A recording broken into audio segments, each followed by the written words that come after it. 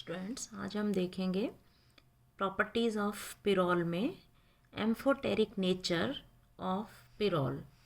Pyrrole का amphoteric nature होता है। एम्फोटेरिक नेचर का मतलब है कि ये acidic as well as basic दोनों कैरेक्टर शो करता है। इसमें अम्लीय और क्षारीय दोनों गुण ये प्रदर्शित करता है। ये इसका एम्फोटेरिक नेचर कहलाता है।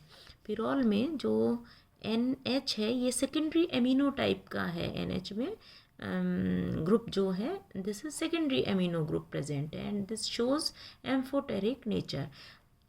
इसका अगर हम ये कहें कि ये बेसिक है, बेसिक नेचर शो करता है, तो पिरोल जो है वो एक वीक बेस है, वीक बेसिक कैरेक्टर शो कर रहा है। और ऐसा क्यों होता है या ये क्यों बेसिक कैरेक्टर वीक बेस क्यों है, ये स्ट्रॉन्ग बेस क्यों नहीं है, वीक बेसिक नेचर क्यों शो करता है? इसका रीज़न है कि पिरोल में जो नाइट्रोजन होता है उसका जो लोन पेयर ऑफ इलेक्ट्रॉन है वो एरोमेटिक सेक्सटेट में पार्टिसिपेट कर रहा है और इसलिए ये इजीली अवेलेबल है, इजीली अवेलेबल नहीं है किसी को इलेक्ट्रॉन डोनेट करने के लिए। बेसिक नेचर क्या होता है? डोनेशन ऑफ इलेक्ट्रॉन्स को किसी को इजीली डोनेट कर दे।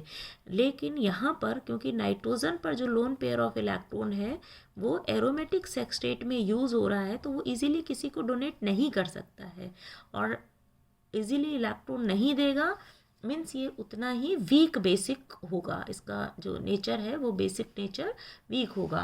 और ये शो करता है कि जब हम इसकी एसिड के साथ रिएक्शन करवाते हैं, मीन्स अगर इसका बेसिक नेचर है तो ये इजीली एसिड के साथ इसको रिएक्शन करना चाहिए। तो अगर इसकी HCl के साथ या किसी भी बेस एसिड के साथ इसकी रिएक्शन करवाते हैं तो ये एक एक्वस मिनरल एसिड बना लेता है। देखिए इस तरह से N, और जो प्रोटोन जो नाइट्रोजन है वो इस प्रोटोन को अपने इलेक्ट्रॉन देगा तो इसका प्रोटोनेशन हो जाएगा और नाइट्रोजन पर पॉजिटिव चार्ज आ जाएगा। नाइट्रोजन का प्रोटोनेशन हो गया ना, और ये इसका सॉल्ट बन गया, हैलाइड सॉल्ट बन गया, मीन्स एक्वस मिनरल एसिड बन गया।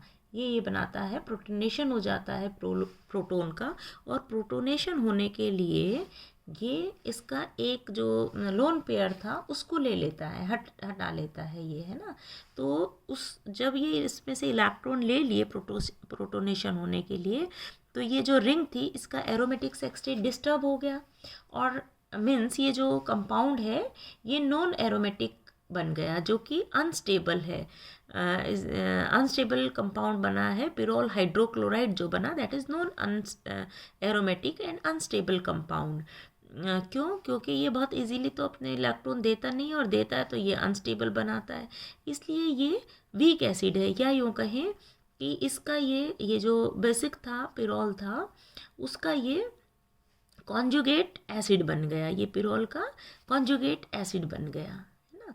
तो पिरोल जो है वो वीक बेस क्यों है?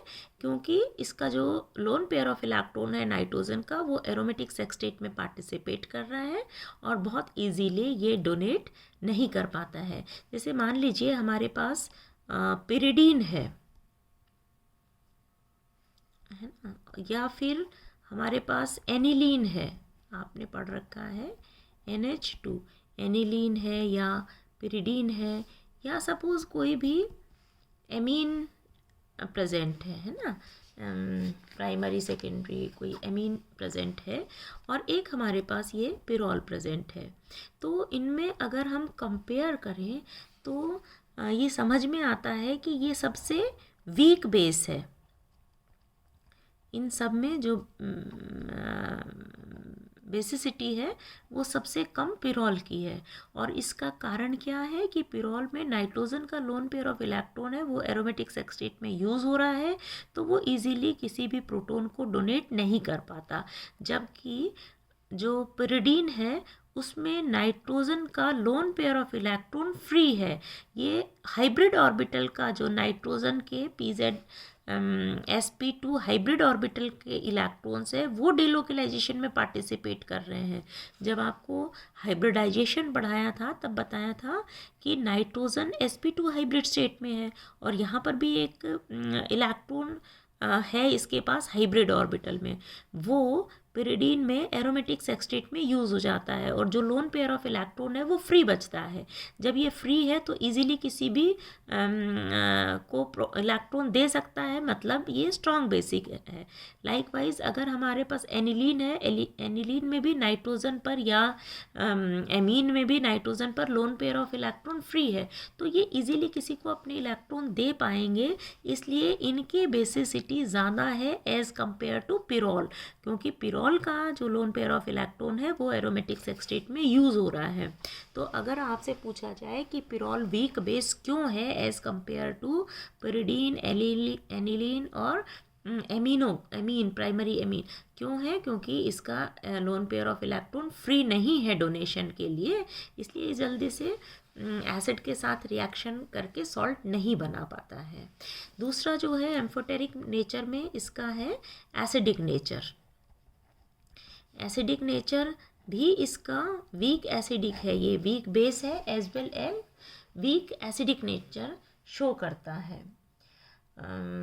ये इसको हम एक्सप्लेन कर सकते हैं इसकी रिएक्शन दिखा के कि अगर हम पिरोल जो है उसकी रिएक्शन बेस से करवाएं, जैसे मान लीजिए हमारे पास KOH है, पोटेशियम हाइड्रोक्साइड है ना, उसके साथ ये रिएक्शन करें, या फिर ग्रिग्नार्ड रिएजेंट RMgX इसके साथ रिएक्शन करें, या इसकी रिएक्शन सोडामाइड से करवाएं हम NaNH2 इससे रिएक्शन करें, तो पिरोल की रिएक्शन इन बेसिस से जब हम करवाते हैं तो देखिए KOH के साथ अगर हम रिएक्शन करवाते हैं तो पिरोल पोटेशियम सॉल्ट बनता है, पोटेशियो पिरोल बनता है।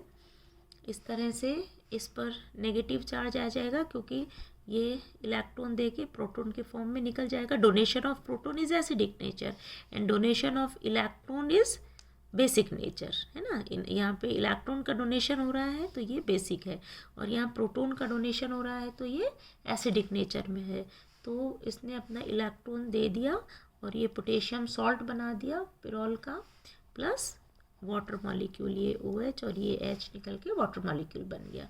So this is pyrrole potassium या पोटेशियो पिरोल जो है उसका सॉल्ट बन गया। लाइकवाइज अगर ग्रिग्नार्ड रिएजेंट से रिएक्शन करवाएं तो भी ये इसी तरह से इस पर नेगेटिव चार्ज आ गया और इसका MgX या MgBr जो है उससे मैग्नीशियम सॉल्ट ये बना लेगा, और प्लस एल्किल हैलाइड ये H और ये R है ना, RH एल्केन जो है वो बन जाएगा, है ना, एल्केन बन गया और MgX यहाँ जुड़ गया। इसी तरह सोडामाइड से रिएक्शन करवाएं तो ये नेगेटिव चार्ज आ गया, लोन पेयर ऑफ इलेक्ट्रॉन है, इलेक्ट्रॉन दिया था और ये इसका सोडियम सॉल्ट बन गया, और ये NH2 और H मिलके अमोनिया निकल गया। तो वाटर, एल्केन, अमोनिया ना ये सब निकल जाते हैं। ये सोडियम सॉल्ट बन गया पिरोल का, ये पिरोल मैग्नीशियम ब्रोमाइड सॉल्ट बन गया, और ये पिरोल का पोटेशियम सॉल्ट बन गया। तो इस तरह से ये सॉल्ट बना देता है। अब इस रिएक्शन से ये तो पता चलता है कि पिरोल एसिडिक है, पर ये वीक एसिडिक है। This is due to the NH bond, weak NH bond है ना, इसका जो NH बॉन्ड है वो वीक है, और इसलिए ये इजीली एब्स्ट्रक्शन हो जाता है इसमें से प्रोटॉन का। दूसरा मतलब एसिडिक नेचर शो कर रहा है क्योंकि वीक NH बॉन्ड है, एब्स्ट्रक्शन हो जाएगा H का, प्रोटॉन का, और ये सॉल्ट बना लेंगे। लेकिन ये वीक एसिडिक नेचर क्यों शो करता है पिरोल, क्योंकि इसमें जो नाइट्रोजन पर लोन पेयर ऑफ इलेक्ट्रॉन है वो एरोमेटिक सेक्सटेट में यूज़ हो रहा है यहाँ पर, और इसके कारण नाइट्रोजन जो है वो इलेक्ट्रॉन डेफिशिएंट हो गया। नाइट्रोजन पर इलेक्ट्रॉन की कमी आ गई, क्योंकि लोन पेयर ऑफ इलेक्ट्रॉन ने एरोमेटिक सेक्सटेट में यूज़ हो गया, तो नाइट्रोजन इलेक्ट्रॉन डेफिशिएंट होने से इस पर पॉजिटिव चार्ज आ गया और इसकी इलेक्ट्रोनेगेटिविटी और ज़्यादा बढ़ गई, क्योंकि इसको इलेक्ट्रॉन्स चाहिए, पॉजिटिव चार्ज है, अनस्टेबल है, तो इलेक्ट्रॉन चाहिए, तो ये इस इलेक्ट्रॉन को अपनी तरफ खींच लेगा। मतलब कि जो नाइट्रोजन NH बॉन्ड के इलेक्ट्रॉन है, this electron shifts towards nitrogen, right, due to the positively charged nitrogen, इसने इसको दिया, and more electronegative than hydrogen, इसका हाइड्रोजन से ज़्यादा ये इलेक्ट्रोनेगेटिव है। The bonded electron of NH shifts towards nitrogen, right, ये जो बॉन्डेड इलेक्ट्रॉन है ये नाइट्रोजन की तरफ शिफ्ट हो जाते हैं एंड फॉर्म पिरोल एनायन। अगर ये यहाँ शिफ्ट हो गए और इसने प्रोटॉन दे दिया तो ये क्या बन जाता है, N पर नेगेटिव चार्ज, है ना, और this is known as pyrrole anion, ये बन गया। जब ये अपना प्रोटॉन दे देता है तो ये पिरोल एनायन में चेंज हो गया। This makes NH bond weak and pyrrole anion जो है that is stabilized by the delocalization of negative charge over the ring. ये जो है यहाँ है, इसके इलेक्ट्रॉन्स यहाँ शिफ्ट होते हैं, ये इलेक्ट्रॉन इधर शिफ्ट हो जाएंगे, है ना। तो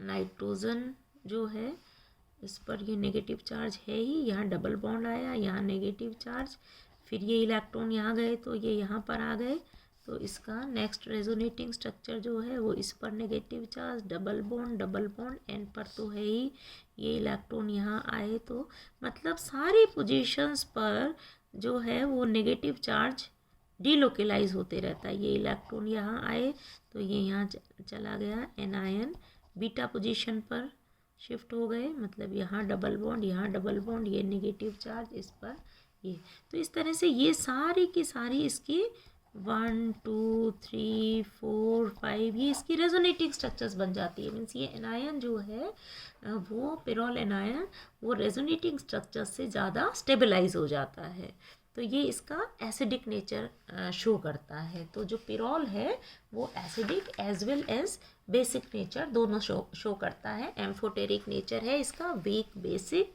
base as well as weak acidic nature show करता है।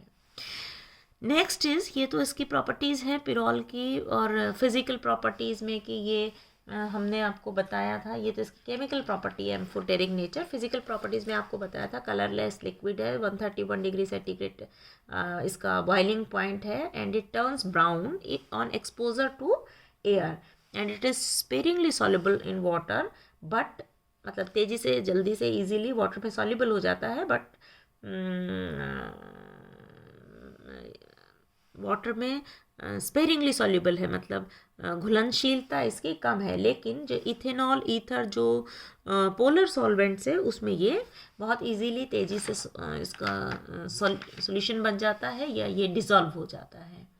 अब अगर इसका जो है नेक्स्ट इसकी जो केमिकल प्रॉपर्टी है दैट इज़ इलेक्ट्रोफिलिक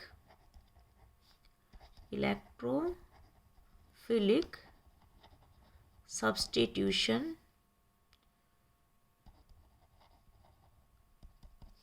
रिएक्शन। और आपको पता है इलेक्ट्रोफिलिक सब्स्टिट्यूशन रिएक्शन किसी भी एरोमेटिक कंपाउंड की फंडामेंटल प्रॉपर्टी है। एरोमेटिक कंपाउंड है वो इलेक्ट्रोफिलिक सब्स्टिट्यूशन रिएक्शन देता है।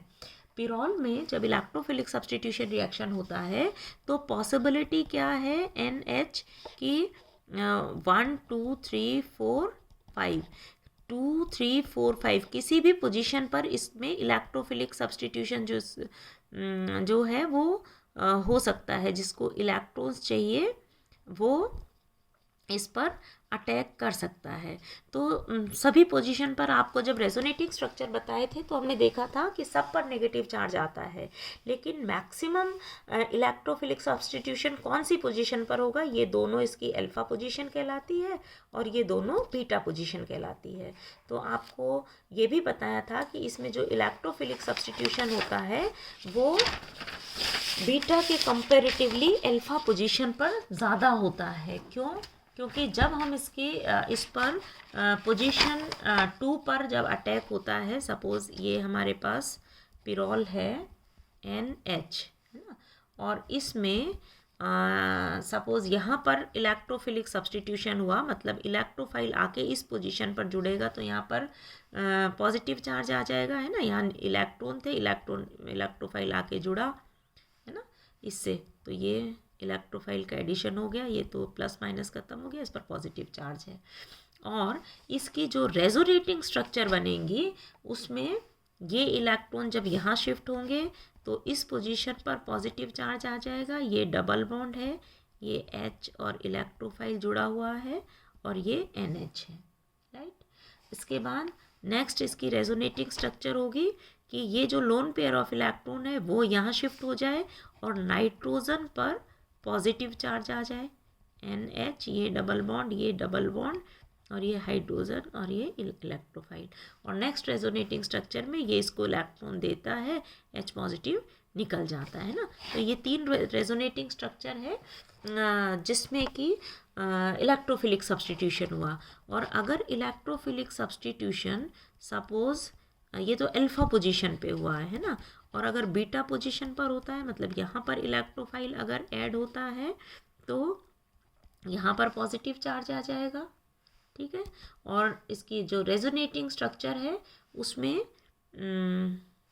ये जो है ये इलेक्ट्रॉन यहाँ शिफ्ट होएंगे तो इसका रेजोनेटिंग स्ट्रक्चर क्या बनेगा, आपको बताया था पहले भी, ये बना के ये पॉजिटिव चार्ज आ गया, यहाँ डबल बॉन्ड आ गया, ये इलेक्ट्रोफाइल और ये प्रोटॉन है, फिर ये अपने इलेक्ट्रॉन इसको देगा, ये लोन पेयर ऑफ इलेक्ट्रॉन आ जाएगा और ये रिमूव हो जाएगा। मतलब इसकी 2 रेजोनेटिंग स्ट्रक्चर बनती है, अल्फा पोजीशन पर 3 और बीटा पोजीशन पर 2 रेजोनेटिंग स्ट्रक्चर बनती है। तो इलेक्ट्रोफिलिक सब्स्टिट्यूशन पॉसिबल तो चारों पोजीशन पर है, 2, 3, 4, 5 सभी पर इलेक्ट्रोफिलिक सब्स्टिट्यूशन पॉसिबल है, लेकिन मैक्सिमम क्या होगा, क्योंकि ये दोनों एक जैसी है तो 2, 5 2 और 5 पर इलेक्ट्रोफिलिक सब्स्टिट्यूशन रिएक्शन ज़्यादा होता है एज़ कम्पेयर टू 3, 4, इसमें ज़्यादा इलेक्ट्रोफिलिक सब्स्टिट्यूशन होगा। तो नेक्स्ट टर्न पे हम पढ़ेंगे electrophilic substitution reaction in pyrrole. Thank you.